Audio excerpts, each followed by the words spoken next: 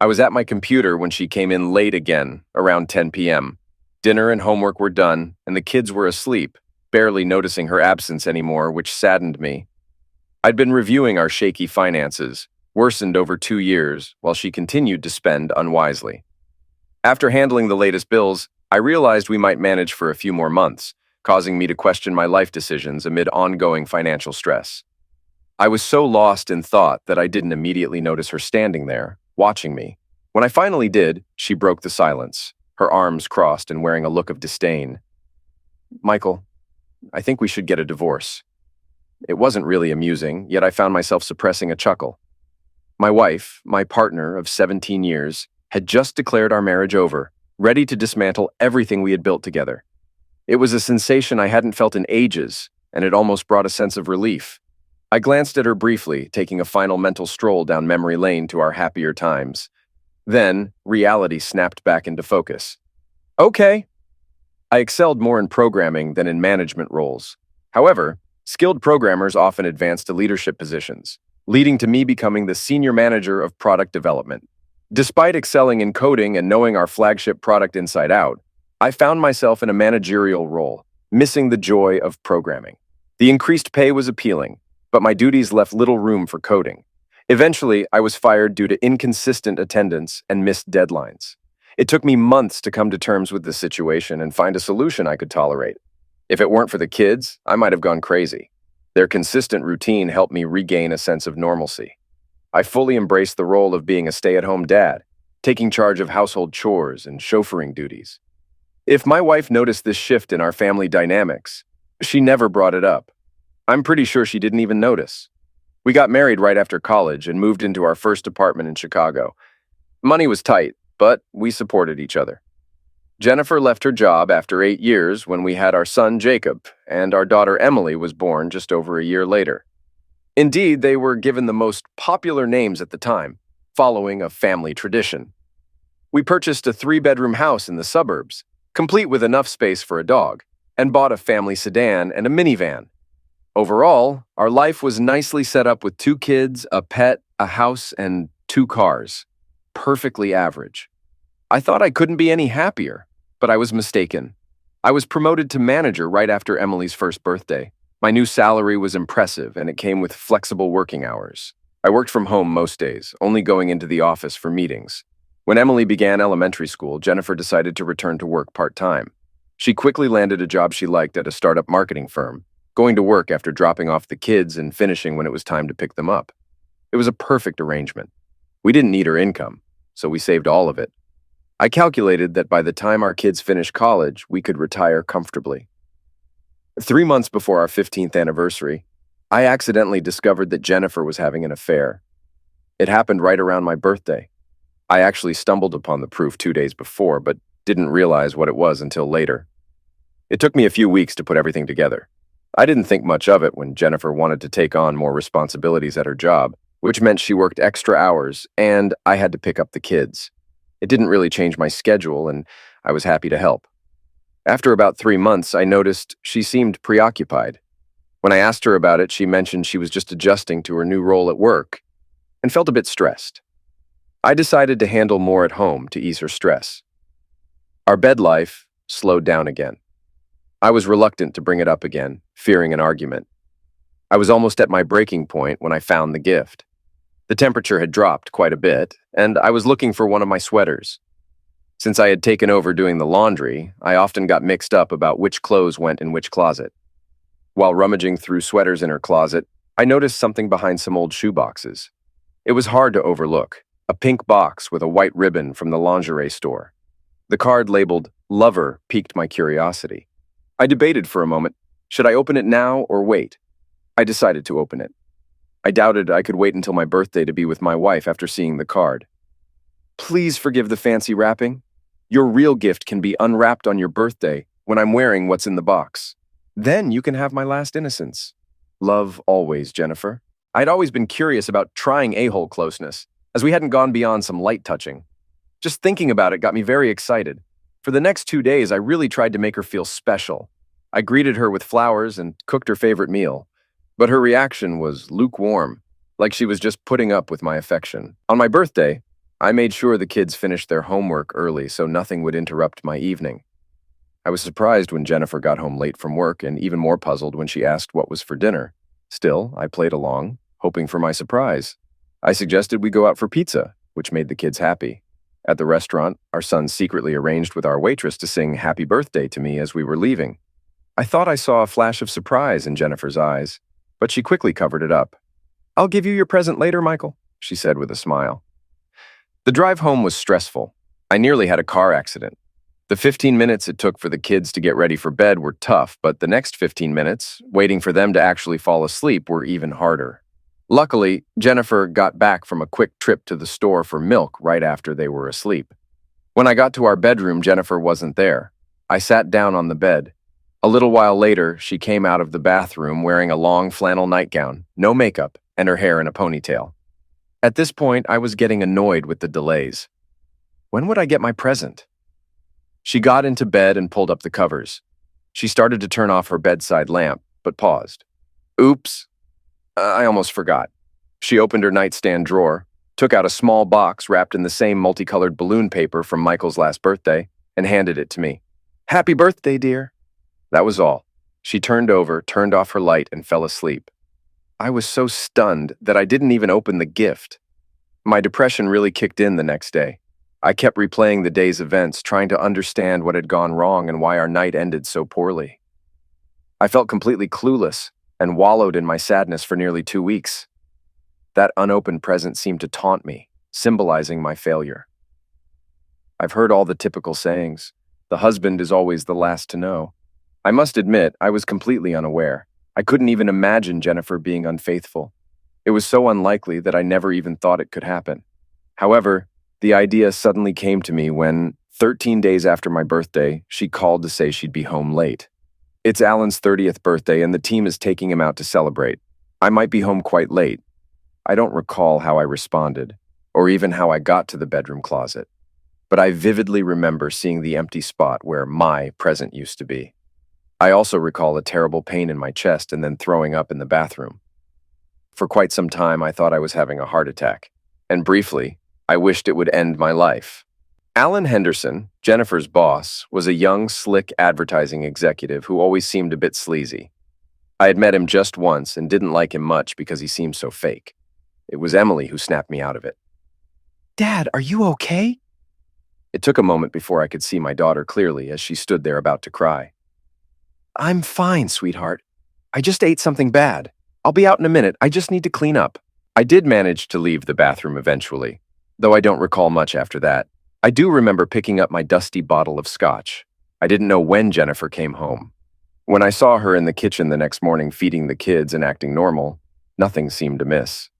However, I noticed a slight grimace when she sat down to eat, and it extinguished any remaining affection I had for her.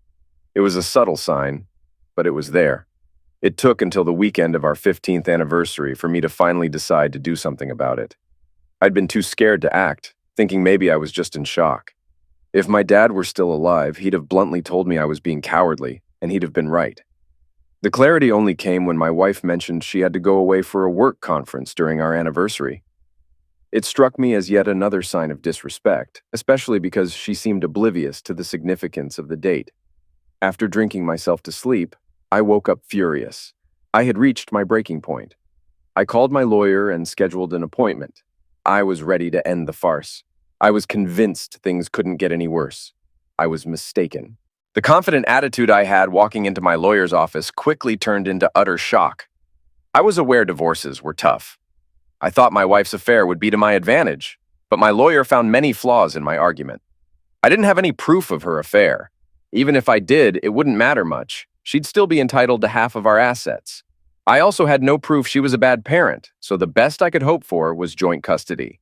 The fact that I made more money also favored my wife in terms of alimony and child support. She would likely get primary custody and the right to stay in our house for the kids' sake. Here I was, feeling like a complete fool, betrayed by a cheating wife. I went from being depressed to completely upset. A few weeks later, my wife even commented on it. "Michael, you really don't look well. Is something bothering you?" "No, dear." She seemed to show concern, at least superficially. As for me, I just drifted through life. Then I lost my job. I didn't realize it then, but that was the best thing that could have happened to me. I came up with a simple idea for a plan. If there was nothing left, my wife couldn't take anything. We'd be left with nothing, so there would be nothing to divide. Sure, I'd be hurting myself too, but I was already going to lose half, so did it really matter? My plan was straightforward. I was jobless, and I decided not to look for work. I was going to use up all our savings until there was nothing left. It was a crazy idea, and even I doubted it would work. But it gave me something to hold on to. 2 years can feel like forever. It was incredibly dull when I was by myself, which was most of the time. I realized Jennifer was the main connection in our circle of friends. As she pulled away, I found myself without any close friends. I'm an only child, and both my parents passed away young, my dad from a heart attack and my mom from cancer. I was completely alone. Detailing every moment of these years would be tedious for you. To put it simply, my life was miserable. The only good part was my children. I had always been frugal and never spent money on unnecessary things. I still kept receipts for everything I bought. I began withdrawing a small amount of cash every week and setting it aside. After 2 months, I noticed we weren't going through money quickly enough to impact anything. It turns out I was great at saving money, but not good at spending it. So I decided to step it up and modify my plan. I signed up for an executive MBA program at a nearby but expensive university, which cost me about $120,000. I bought a new luxury SUV for $60,000 and fully funded my kids' educational savings accounts with another $260,000. I spent thousands on new clothes and started taking out more cash twice a week. I would drop the kids at school, go to the bank, and then drive to the lakefront. I didn't really gamble much of the money I withdrew. I just spent a little here and there to keep myself entertained. I spent enough to show I'd been at the casino, including receipts for meals, snacks, and parking. Most of the money ended up in the wall safe in our garage, my personal reserve in case the divorce turned nasty. My other big expense? I hired a private investigator to watch my wife and her lover full-time. I got the full package: videos, photos, a daily report of their activities. I'm embarrassed by how much I spent on that. You might wonder if my wife noticed how I was spending our money. I would say she did, except for the gambling part. I had to inform her about transferring money to our kids' accounts because I needed her signature. She saw my new car and clothes but never commented on them. I'm pretty sure she assumed I was still working and that we were financially comfortable. She also made some purchases, but I never brought them up. I often wondered whom she was buying all the new lingerie for. However, we never talked about it. We were polite to each other and interacted daily, like roommates who didn't really like each other. As for closeness, that was off the table.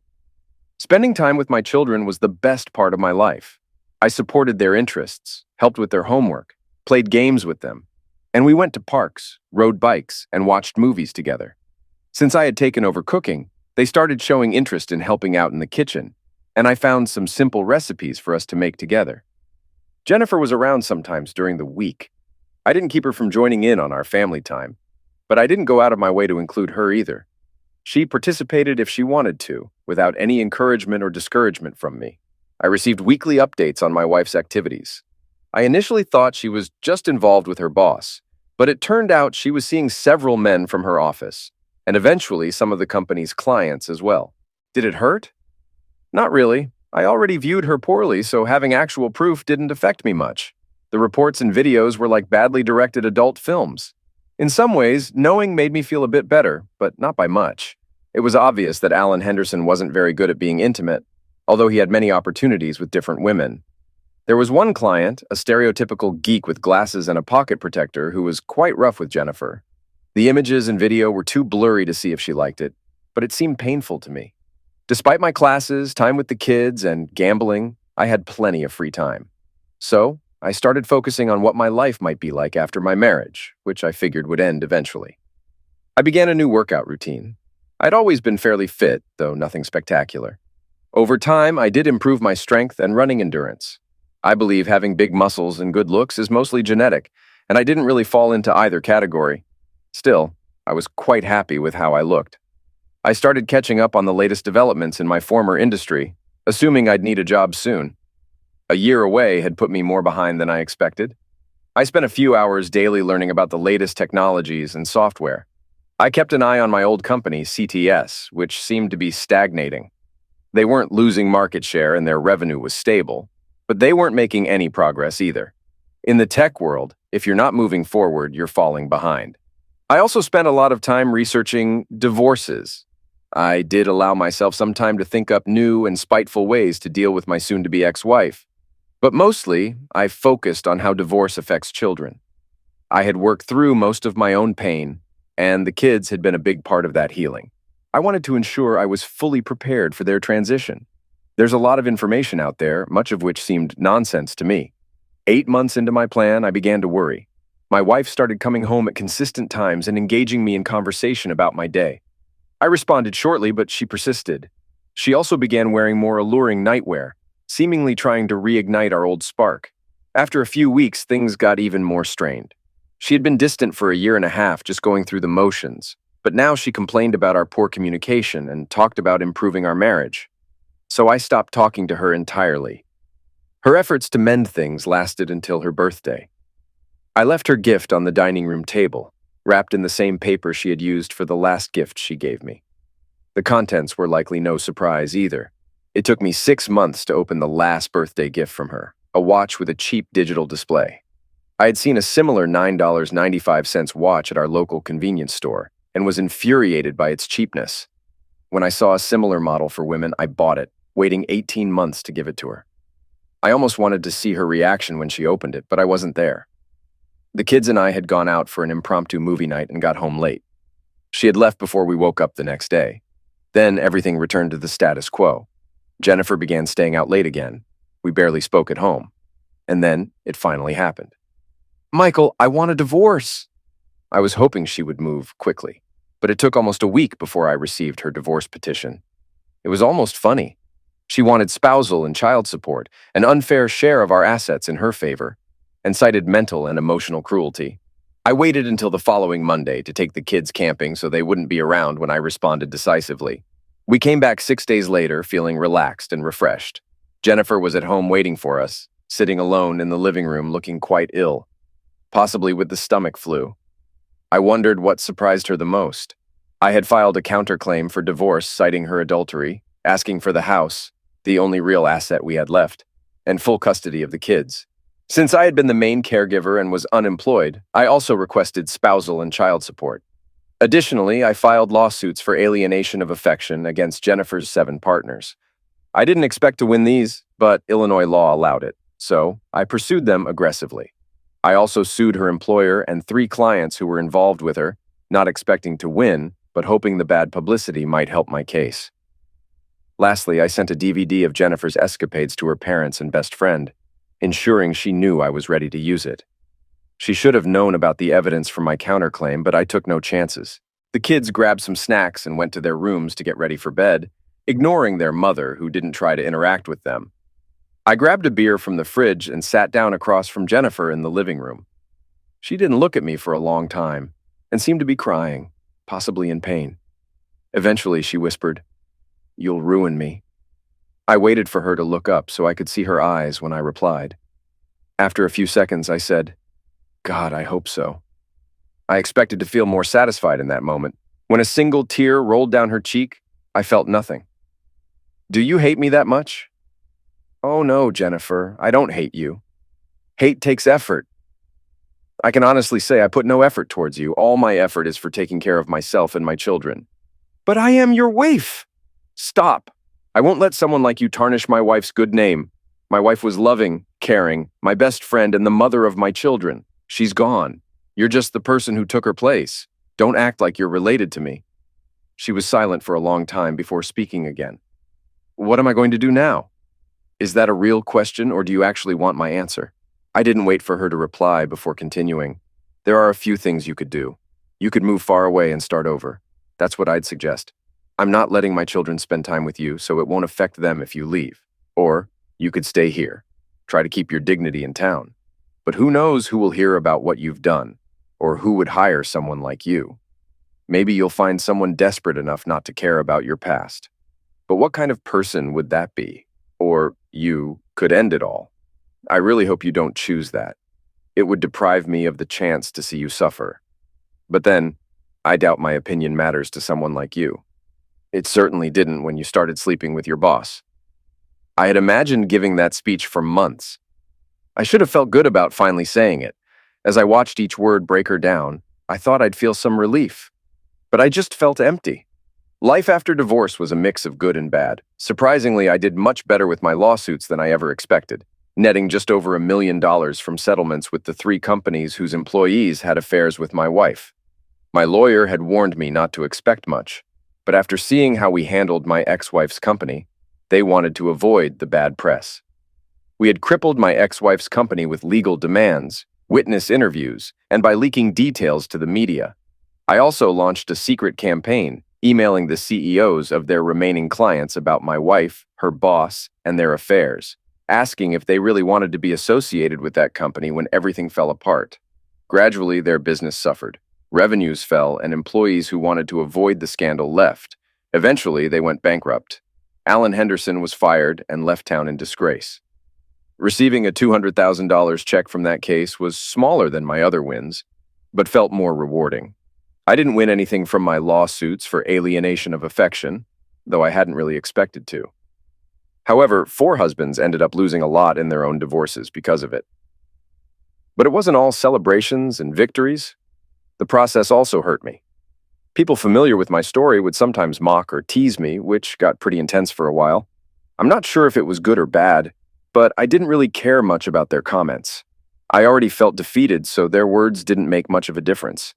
Some of their insults were even quite clever. I managed to protect my children from most of the fallout. Keeping them safe was always my top priority. They were initially sad, but recovered quickly. My greatest achievement was returning to CTS as the Vice President of Design and Development.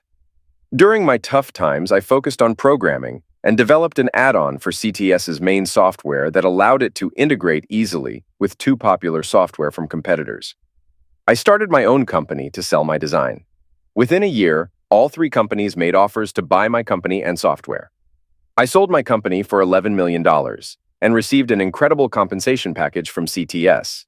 I thought about retiring, but without a social life, I worried I'd become a hermit if I didn't have reasons to get out of the house daily. My new financial situation enabled me to hire a kind elderly woman as a part-time housekeeper and nanny for the kids. After a year, Mrs. Marlene Jensen moved in with us full-time, living in the suite above the garage in our new home. She was like a grandmother to my children, mostly gentle and loving, but firm when necessary. I valued the advice she gave them, wisdom that only comes with experience. I loved my children and did everything I could to be a supportive and loving father. But I was also damaged and cynical. Mrs. Jensen also became someone I could turn to for advice, especially when making decisions. My children grew up to be well-adjusted adults, and though we saw each other occasionally, over time we became less close. I never blamed them. It was better they kept their distance so my bitterness wouldn't affect their lives. Mrs. Jensen stayed with us until the kids went to college. Then she retired. I offered her free room and board as a pension. She had been a steady presence in my life for 15 years. She always encouraged me to start living again and to find someone to share my life with. I appreciated her efforts, but ultimately she passed away, knowing I would always be alone. I never really opened up to anyone again. My friendships were superficial and unsatisfying. I hardly ever dated, except for a few group dinners organized by acquaintances.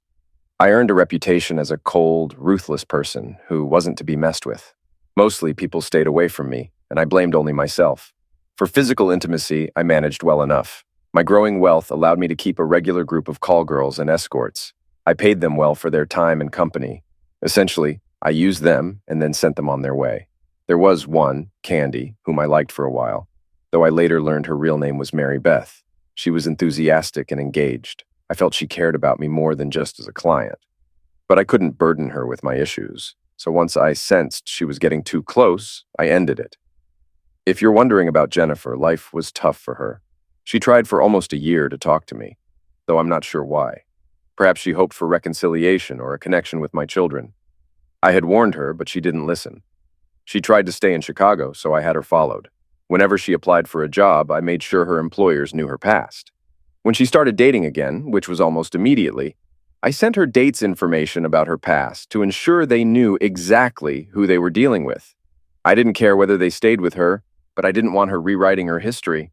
I had to live with it every day, so she should too. As for my ex-wife, she kept trying to contact me with endless unanswered calls, letters I never read or replied to, and constantly filling my email inbox. Part of me probably wanted to know she was suffering. Perhaps I should have sought professional help early on. It might have saved some part of me and brought some normalcy back into my life. But I never did. And as time went on, it felt too late to help. I could have changed my phone number or had an assistant handle my mail, or even blocked her emails to avoid opening one by accident. But I never took those steps. It was just a bunch of, "I'm so sorry," and it didn't mean anything. Obviously, things had gotten out of hand. She claimed she always loved me. Hadn't she suffered enough? In response, I sent a gift with a simple note. I bought the most provocative lingerie I could find from her favorite store, wrapped it with a pristine white ribbon that highlighted the pink of the box. I included a beautifully handwritten note. I'm sure she noticed the irony as she opened the card labeled, "Witch." I hope my message was clear when she saw the large A-plug and bottle packed with her new slat uniform. I thought the "go screw yourself" was straightforward enough. One of her would-be boyfriends tried to confront me about how I was treating my ex-wife. He came to my door drunk, pushing me over as I opened it. It was a mistake on his part. As I've mentioned, I'm just an average guy with no combat training. I've never been a violent person or even been in a fight, but I did have a lot of pent-up anger towards my wife and her lovers. He unfortunately became the outlet for that rage. I ended up with a black eye and a cracked rib, and he was lucky to come out alive. He pleaded guilty to misdemeanor offense and unlawful entry and got probation as a first-time offender. I think his years of surgeries and rehab made a lasting impact. Jennifer never tried to reach out to me again. I stopped tracking her after another year when she got a steady job cleaning at a hotel in a remote part of Virginia, about 700 miles away from me. The only other time I saw her was 16 years later at our daughter's wedding. I know the kids reconnected with her a few years after they finished college. I never tried to stop them from finding her. The years had taken their toll on her. She had gained at least 20 pounds, and deep wrinkles had formed around her lips, showing signs of smoking, which was new. Overall, she looked aged and worn. Yet, beneath all that, I could still see the woman to whom I had once given my heart. I felt nothing for her, but I recognized her. She sat by herself in the back of the bride's section of the church. Her interactions with my daughter were short, polite, yet distant. She didn't try to speak to me at all. We stayed about 30 feet apart until the end of the evening when I saw her waiting outside for a cab. I noticed a small gold band with a tiny diamond on her left ring finger and smiled for the first time in a while. It seemed she might have fared better than me after all. I approached her, fixated on the ring for a few moments. Looking up to meet her eyes, I saw profound sadness in them.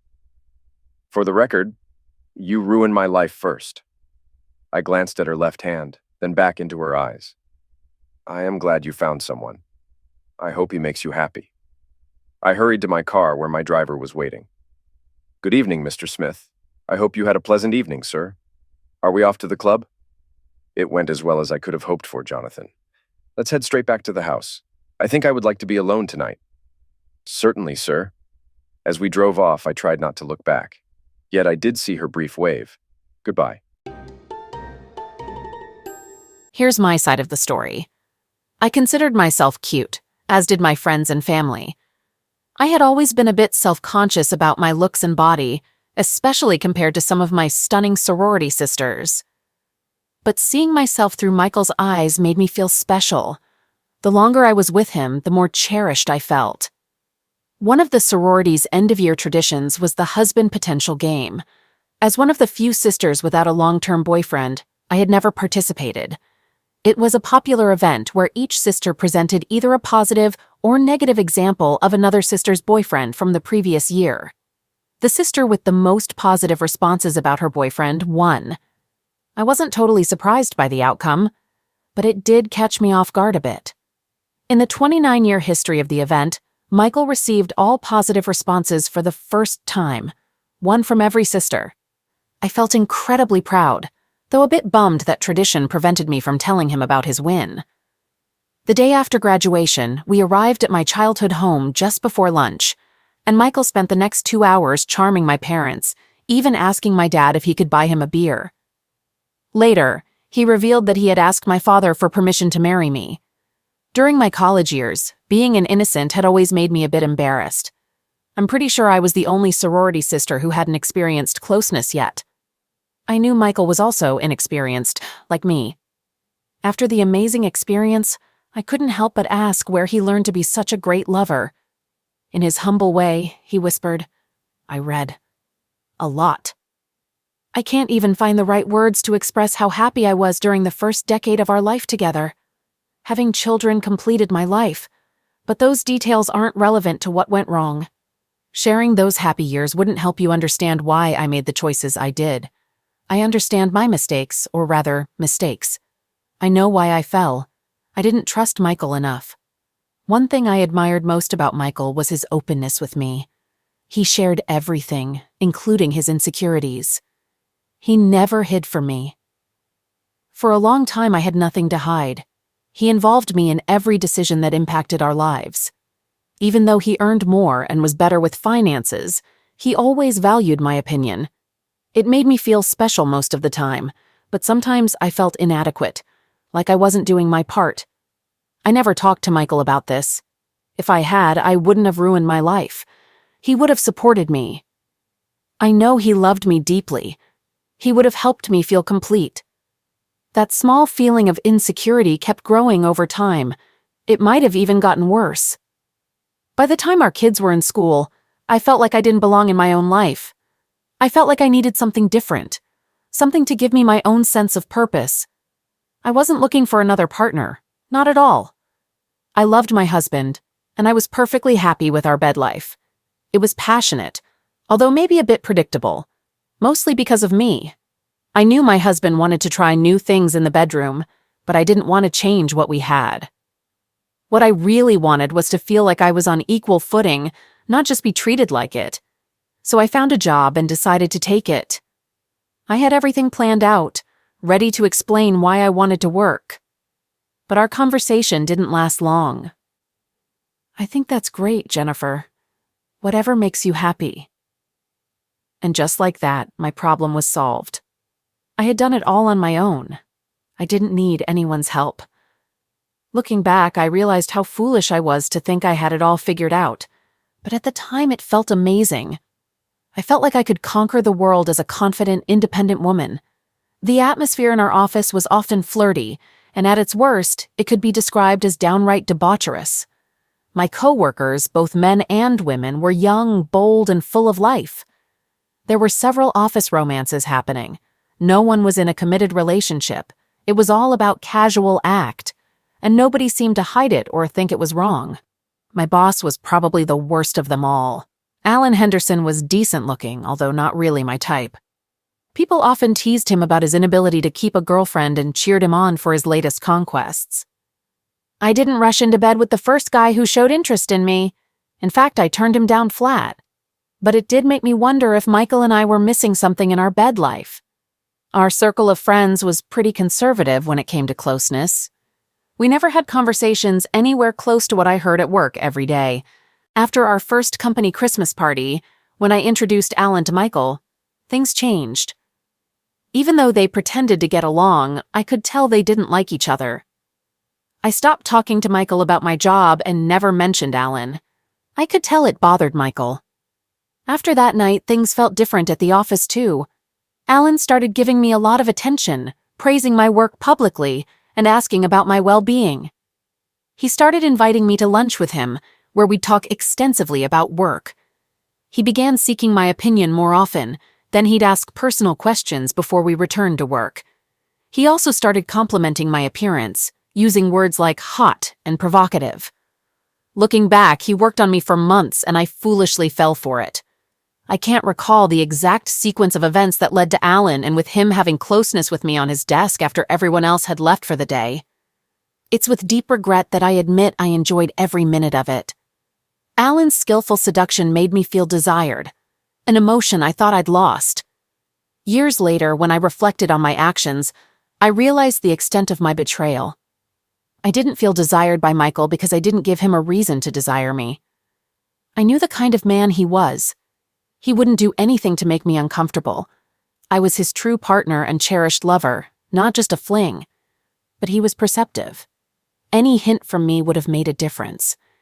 Any indication that I wanted something different would have had a significant impact. A painful review of my marriage showed that Michael gently probed for any opening to spice up our bed life, and I ignored him. We engaged in BJ, but I never initiated it. I wore lingerie, but I never took the initiative to be more adventurous. And I never let him explore certain aspects of our intimacy. Not even once. I am morbidly ashamed to admit I did all those things, and much more for Alan. I was a slut for him, and I loved it. I was in way too deep with Alan before I recognized the truth. I had given Alan the gift of my innocence on his birthday. He treated me in the manner that I deserved. I gave him a gift and he used it. It was painful. The contrast to Michael was startling and changed my thinking almost immediately. Alan didn't love me, and I was making a terrible mistake. I told Alan our affair was over the very next day.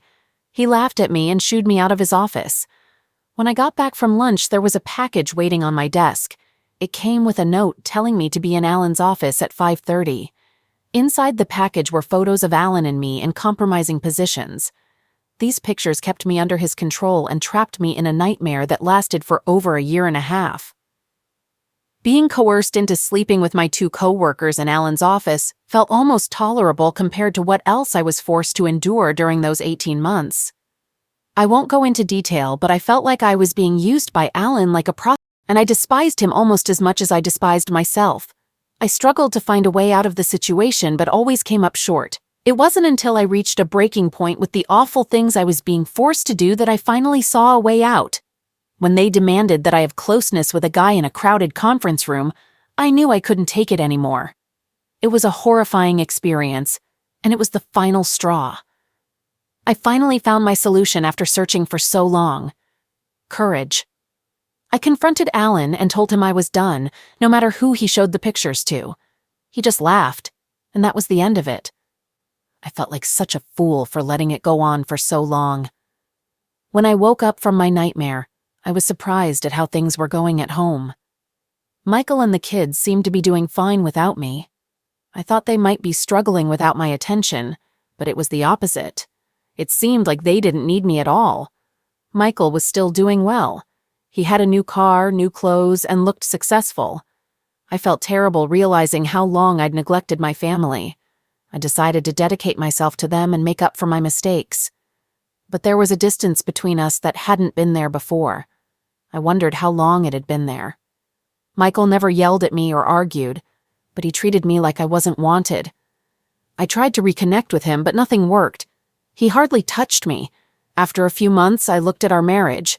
No intimacy, no communication. I couldn't live like that. I suggested marriage counseling, but then Michael stopped talking to me altogether. Not a word for weeks. I was at my wit's end when my birthday came.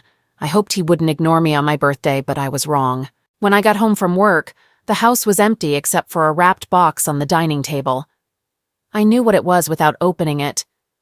Years ago, I forgot Michael's birthday and got him a cheap watch as a last-minute gift. I planned to make it up to him, but I never did. His present was intentional, unlike mine. I was angry when I went to bed. Keeping the kids away on my birthday felt cruel. I couldn't believe he'd do that. And the present crossed a line. I should have realized something was wrong. Michael wasn't evil, he was gentle and loving. If I hadn't been blinded by anger, maybe I could have saved our marriage by admitting my mistakes and asking for forgiveness. But in that moment, I stopped trying to save our marriage and started thinking about divorce. It was sad, but I was determined. It took a few weeks to sort things out with a lawyer. I told her how Michael had been distant and cruel, how he kept the kids from me, ignored my requests for counseling, and stopped talking to me. My lawyer saw an opportunity and assured me of a good settlement. We filed for divorce. I tried to be fair, but also fought for what I needed for a decent life. All that was left was to tell Michael. I stood in the doorway, watching the man who was once my husband. He looked the same, but he wasn't. Finally, I couldn't take it anymore. Michael, I want a divorce. There was a long silence, but he showed no emotion. I thought I saw him smile, but he was probably in shock. His response surprised me. No yelling, no questions. Okay, the following Friday, he got the divorce papers. Michael seemed nicer over the weekend, But if he was trying to fix things, it was too late. I wasn't interested in making up. He even said goodbye as I left for work on Monday. Too little, too late, I thought. When I got to the office, there was chaos, but I didn't know why. My boss, the company president, and our lawyer were yelling in the conference room. Papers were flying everywhere. I was so focused on that scene, I didn't notice the man waiting for me. "Are you Jennifer Smith?" "Yeah." "You've been served." He gave me a big envelope, took my picture, and left. I didn't even have time to sit down before a security guard and HR manager approached me. "Mrs. Smith, you're suspended while we investigate claims of misconduct. Please gather your things and leave," she said. It was embarrassing packing up while everyone watched. Being escorted out was even worse. I had no clue what was happening. As I left the parking lot, my lawyer called. She was furious, accusing me of hiding things and making her look bad. I drove home silently. Once there, the house felt empty again. It hit me hard when I finally calmed down enough to look at the envelope. Michael's response to my divorce petition was brutal. He had documented every affair I had, and our savings were drained. The word adultery cut deep. Calling my parents for support only made things worse. My dad called me names and hung up. I knew why. Those next 7 days felt like the loneliest of my life, but looking back, they were almost peaceful. Michael had taken the kids camping and left a note. My friend Rebecca called, warning me about a DVD Michael sent her. As my lawyer outlined my bleak situation, it sunk in. I was fired, my company and clients were sued, and I'd lose custody of my kids. It felt hopeless. I'd do anything to stop the lawsuits. I tried to compose myself before Michael and the kids returned, but I couldn't stop crying. When they got back, it was like I was invisible. Michael, relaxed with a beer, barely acknowledged me. I could hardly speak. "You're ruining me," I managed. "I hope so," he spat with venom. When I mentioned our past as a married couple, he hurled insults at me. Even though I wasn't directly talking to him, Michael launched into a vicious verbal attack, calling me names that cut deep. I tried my best to reconnect with Michael, but he shut me out completely. I worried about how he and the kids were managing financially, but everything seemed fine. Sometimes I'd secretly watch him dropping off or picking up the kids at school. Unable to find a job and shunned by my parents, I moved from friend to friend, mostly divorced men. None of them wanted me around for long. Seeing a therapist, as suggested by my lawyer, offered some hope, but I felt little optimism. During therapy, I worked through some issues, many of which I've shared with you. But the therapist's most valuable advice came later: to leave, to get away. I'm not sure why he chose to respond to me, whether it was a call, email, or one of the many letters I sent. But I returned home to find a package from Michael, a clear message of his disdain, suggesting how I should spend my time. I couldn't understand why knowing that he knew about my betrayal hit me so hard, but it did. I cried a lot. At that time, I was staying with a guy named Robert, a friend of a friend. He seemed nice, but I sensed he wanted more than just being roommates. When he saw the package and realized what it meant, he got really angry and stormed out before I could stop him. I got worried when Robert didn't return after a few hours. Turns out he went to confront Michael. The hospital staff didn't give many details, but they said Michael had nearly offed him. Robert's injuries were severe: a messed up face, concussion, internal injuries, and a shattered leg. It was awful. My problems were causing harm to the people around me. I told my therapist everything during our next session. She asked a lot of questions about Michael. I shared everything I knew about him, his background, our relationship, and his actions after finding out about my affair. I also told her what happened to Robert. After hearing it all, she looked scared. "You need to get out of here. Far away. Don't contact him. Don't let him know where you are. There's no chance of fixing things. Move on. If you push him, he might destroy you. Your actions have shattered a man who was barely holding on. He's faced disappointment all his life. He'll never forgive or forget. Run." So I left behind the memory of my once perfect life and ended up in a crappy college town in Virginia, where I landed an even crappier job. Years later, I found a guy who could put up with me and overlook my past. He wasn't great, but at least he didn't stink or hit me. Our relationship lacked love, it was just about having someone around. I figured it was part of my punishment. When my kids grew up, they reached out to me, just to check in and let me know they were okay. They never asked to see me or have a real connection. Michael, on the other hand, thrived without me. I kept tabs on him through the news. He was always a big shot in the software world, rolling in wealth. Not much was said about his personal life. I saw him again at our daughter's wedding. I was surprised to be invited. He looked amazing, just like the man I once loved and betrayed. I admit I was a bit scared when he came over to me to get in his final jab. "Just so you know, you wrecked my life first," he said, eyeing my cheap wedding ring. In that moment, I wished I'd never put it on. "I'm glad you found someone. I hope he makes you happy," he added before disappearing.